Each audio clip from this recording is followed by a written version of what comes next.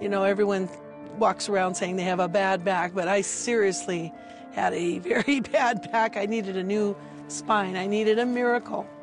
That's because DJanine King had a terrible accident. She was heading into a business office when a part of an outdoor sign fell 30 feet and crushed her spine. Walking toward the building was the last thing she remembered. Before I knew it, it was 28 days later. I woke up from my coma and found out I was in an accident. I was told by doctors that the type of injury I had, I'd be, disabled, unable to walk, talk, or use manual dexterity skills. She had sciatica, which is an interference with the nerves of the low back being pinched. She had pain in her low back going down to her calves and sometimes to her feet.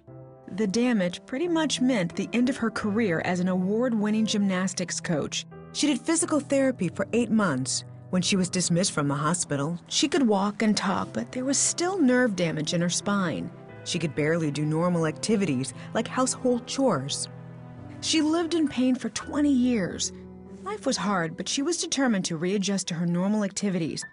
Some days were worse than others. I used crutches and canes, and I kept going. I did shows even though I had the disability.